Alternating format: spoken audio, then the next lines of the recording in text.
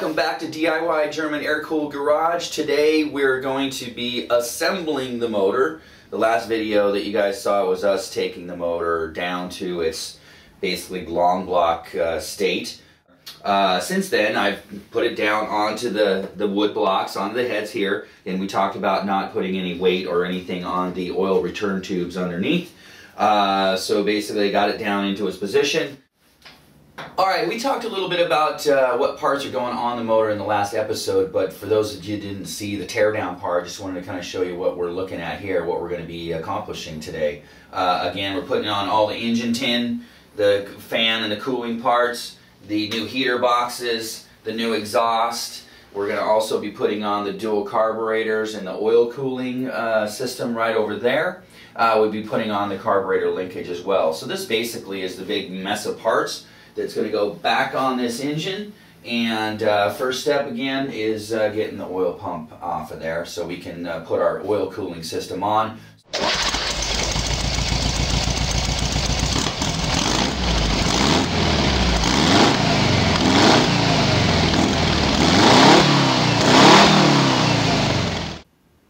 Okay, we're back here at the oil pump, and again, first thing that's coming off, tools you're going to need on this, a couple 13 millimeters, 3/4 inch, and your oil pump removal tool.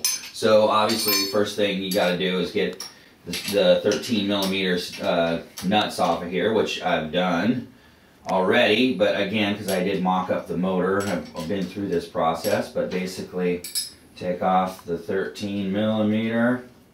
Now this stud's coming out, which is great because we're going to actually be replacing these studs with the Allens that, or this whole plate is going to be replaced obviously for the inlet and outlet. Now on this piece you can see here that I've doubled up two 13 millimeter nuts on top of it, so basically that allows me to pull the stud out of the head, because as you can see normally the studs are, you know, already inserted, and then the nuts are on there. But to get these off, you basically just double up the 13 millimeter, you tighten them down against each other, and then that gives you a bite on it. And then if you do continue to run into problems where this is still not wanting to come out, you can take a hammer and just hit that on the end. I think I showed that in another episode where it'll deflect the threads inside the case, which is aluminum, allowing this stud to come out. So anyway, we've got the all the studs can come out of here, and then we're going to take the gears out of the oil pump, and so we can then slip in our oil pump removal tool, which I got just off of CV Performance. I've seen where this little shaft can bend or get deflected, so when you're pulling on this, make sure you're not pulling too hard. But basically what happens is, you can see there's a keyway right there on either side, a hole where the oil passage flows through. These keys just fit into each one, and then you bottom it down onto there, and you take your 3/4 inch wrench and basically start pulling on it, and there you go, the oil pump just slides right out. Alright, we've cleaned out, gotten rid of the other oil pump. You can see here we've taken the studs out, because again we're going to be replacing the studs with Allens here. I'll show you that. But before we do anything else, you got to get in here and make sure that this sealing surface is good and clean. So I have a nice little paint and scraper tool. It's a razor blade style. You want to get on here and just go really lightly across everything. Make sure there's no high spots, any gaskets, material, anything like that. You don't want to gouge because it could possibly leak. But anyway, real light touch on that. Then take a little, I like to use brake clean for cleaning everything, but make sure to keep the garage door open because things can tend to go out of focus, but real quick.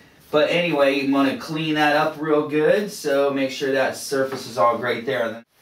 Alright, so we're back with the high capacity oil pump. Again, we wanted to replace the oil pump to get high capacity oil cooling. First thing we want to do is to put the seal on here. You want to put the seal on dry, basically, just to make sure that it doesn't leak oil, but it's intended to go on dry. But we are going to go ahead and lubricate the outside of this before we slip it into the engine case. So basically, make sure that seal lines up good on there, which it does. Awesome. We'll take a little bit of this, well, it's synthetic gear lube, or chain lube basically. Lube up the inside of this.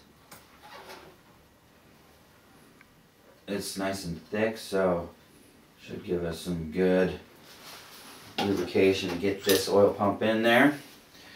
The gears can come out. I would suggest leaving them out at this step, just because you don't need to deal with the gears and all that stuff while you're trying to get this in here. Because what you're going to need is you need a hammer and a piece of wood, because this does fit in here pretty snug. You kind of line up the holes as you look through.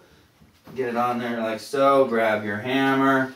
Again, I've cleaned this oil pump of any kind of residue on before I put it on there, so before you go banging on it with some dirty piece of wood, put a rag on it or something. Alright, let's check it. This is really nice how this went in pretty easy, but I got it in 90 degrees in the wrong direction because there is a gear or camway at the top, so you can see the cam gear goes at the top, so it allows that gear to engage with the cam. But there you go. And then we can put this in here. See, it just kind of clicks into place. And we'll take a little bit more lube. Basically just squirt it in here at the bottom a little bit. That'll get it to just pick up a little bit of lube, and then kind of have it pre-lubed so that everything looks good when it goes back together. There you are. That's the oil pump on. Next step is to grab just one seal at this time. You can see the oil passageway that's coming out there. That's very important not to cover up or close. Oil will be coming out of this into this manifold here. You can see the two holes there on the back. A little bit of oil there helps that to stay in place. And then we'll take our Allens.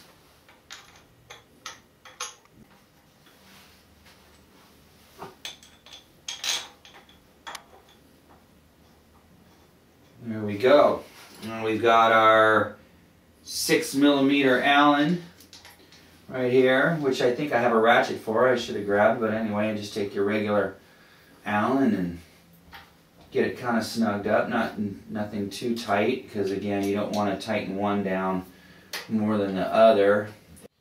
Alright, we've got the oil pump in, the cover on. Now the next step is to put the fittings in so we can do the plumbing for the oil filter that's going to be on the inside of the engine compartment. So to get these fittings in here, you want to do some sealing tape on them first. So basically grab your sealing tape and just wrap it a little bit. You want to make sure you don't get it on the inside so that it would somehow get in your oil, but it would get filtered out. So sealing tape, there you go. Get all the extra off of there. That one goes in there. So we get the fittings in there. We tighten them down with our 9/16 wrench.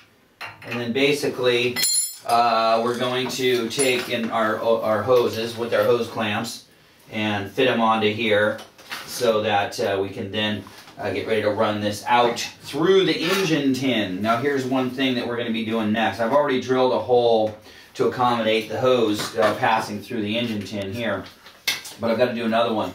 But basically you can see this fits up right here. These hoses have to come up through the hole here. So I'm going to go ahead and put on the rest of these hose clamps, get all this stuff fitting. When we come back, I'll show you cutting that hole there and putting the hoses through. Alright, so we've got the oil lines on it. You can see we've got them clamped on. Next step is to put the engine tin back on. You can see, as I mentioned before, I've already cut one hole in here, run the hose through. What we're going to do now is we're going to get ready to run or cut the other hole. So I want to put this back on here again, just to make sure everything's fitting right and give us a good platform to drill from. in classic style, drilled the other one by eye. We're going to go ahead and do that on this one as well. Here we are. We're going to drill a hole in the engine tin here. You can see I have just a regular hole saw that I got at Home Depot. I'm going to eye it. I eyed the first one, so anyway, I'm going to see what we got here. Make sure I get a nice lip around all the way around my 1 1/8 hole saw. So now I'm just going to slowly get started on my variable. And there we go. Alright, we've got the other hole drilled or milled out here basically, and now we want to make sure that we get the burrs off of it. A hole saw typically leave a lot of burrs on the bottom side of your whatever you're drilling through. Basically just take a flat file, round file, whatever. Flat file is just going to flatten, sand flat like that. Feel for any burrs. It's pretty good. You got to watch out for the burrs because the burrs can cut into the hose for the oil, but we're going to put these grommets on here.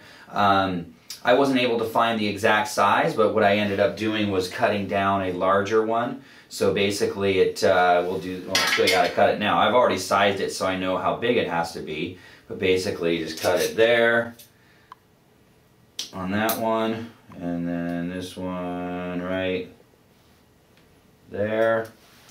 And basically, you just take the little groove and you put it in there.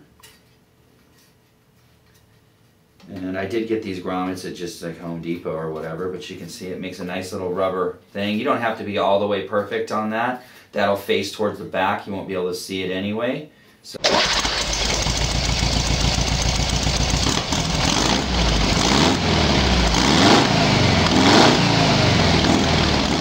Alright, before we go and start putting engine tin back on, specifically the piece here we just made for the oil lines, we need to finish the fabrication on the rest of the engine tin. So this will go on in just a couple minutes.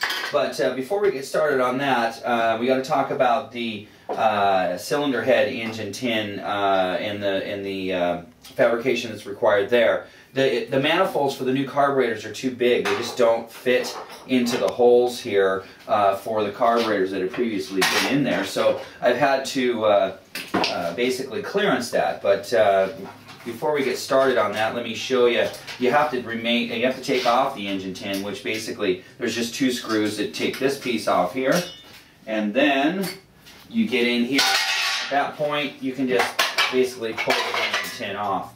So I'll give you some close-ups here, but this is the cylinder 1-2 side here. What I've had to do is I've had to grind off this back piece of metal here.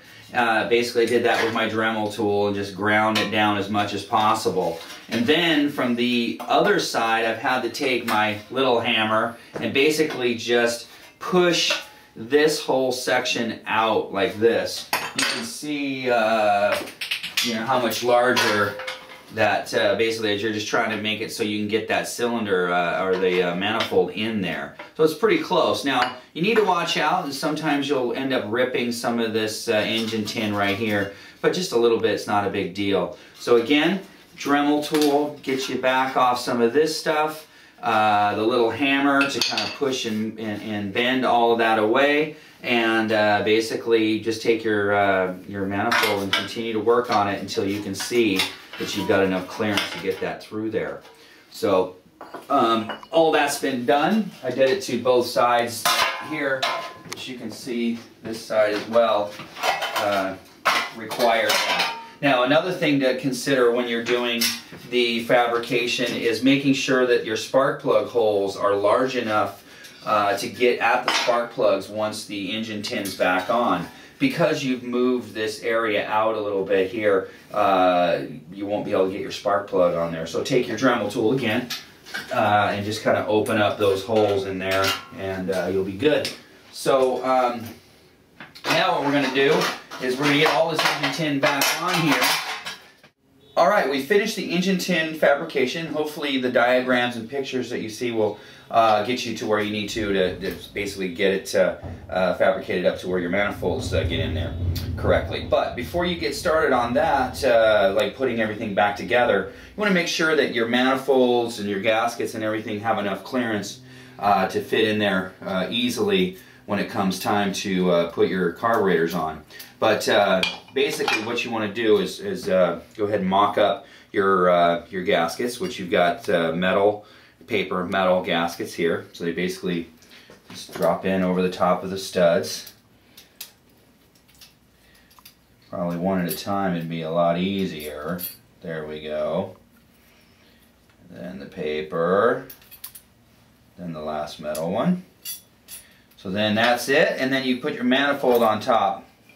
Now you can see here I barely have any threads sticking out after the gasket's on there. So what I'm going to do is I'm going to go ahead and take two 13mm studs, and I'm going to back that stud out a little bit just so I can get more clearance on it. So basically put one 13 on there like so, put another one over the top of it, take two 13mm wrenches, one to hold one down, the other one to tighten it down onto the top, like so, and then basically you should be able to just back that stud out. And I am backing the stud out to give me more bite when it comes time to put that manifold on. So I'll go out a few turns, then I'll test it by, again, taking this all apart. I've got rags down inside the manifolds, so obviously it helps with keeping stuff from falling in there. But again, let's see what we got here for manifold clearance. That looks good. I can get my 13 on there. Good, actually. I think that'll give us plenty of grab for our manifolds. Yep, exactly. That's great.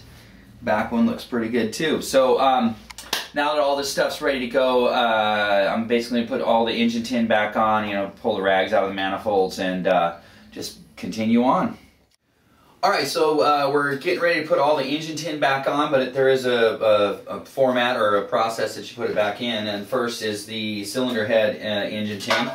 Basically, you know, just kind of get in there and find your screw holes and start to mount it up. Like so.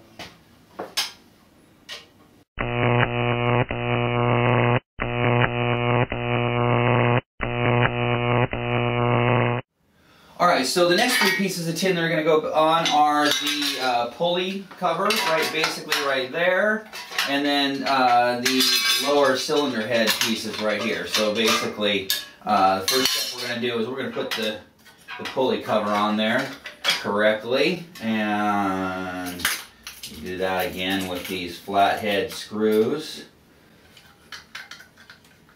There we go, look at that. So put that one in there, not all the way tight because you might need to have a little flexibility on this spacing right here, which I can see we do. This is over the top of that engine tin there. This is over the top of that engine, or the cylinder head engine tin there. So that's good. So again, don't tighten everything all the way up at this point. Go ahead and put in the other lower piece of the cylinder head tin. Basically it goes through there, on there, tight but not too tight. And we'll move around to the other side.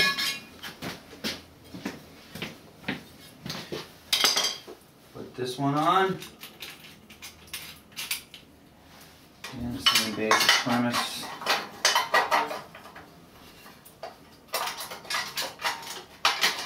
Fit through there. See if I can see it.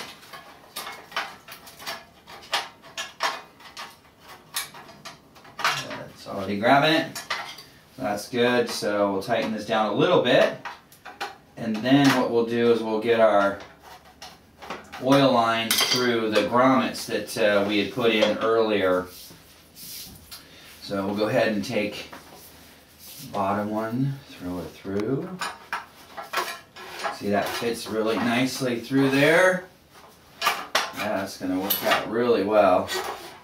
That's that one. And here's the the other one. Now you can see, well, I don't know if you can see, but when we're done here, you can see that I've taken the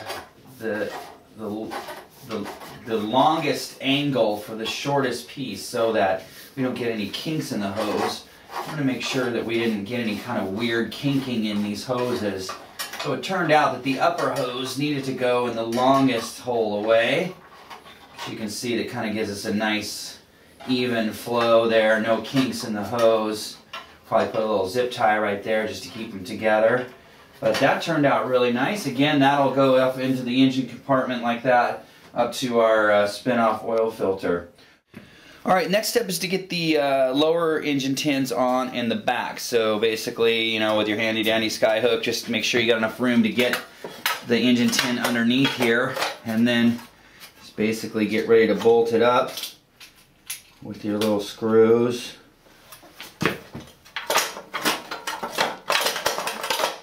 There. That did not seem to, there we go. There it is. There's that one. Now we'll go to the other side, and then once the other side's done, we'll get the back piece on. So again, same basic principle, get it lined up in behind there. And you have to get the ones all the way down here on the very bottom. There are, the engine tin is bolted into the engine case, so there are several that run along the bottom there. Alright, we've got the lowers on, and now it's just the last piece in the back. You can see it's got little guide grooves right there. Basically, this goes on backwards. You can see the guide grooves. Basically, see the little hole right there, and that's it. Another one on the other side. And that's it, just the two of those there. So that makes it so the back engine tin is on, the lower engine tin, the cylinder head engine tin, and the front pulley tin is on. So the next step we're going to do is put the pulley on in the front, and then from there we'll put the fan and alternator on, and then heater boxes.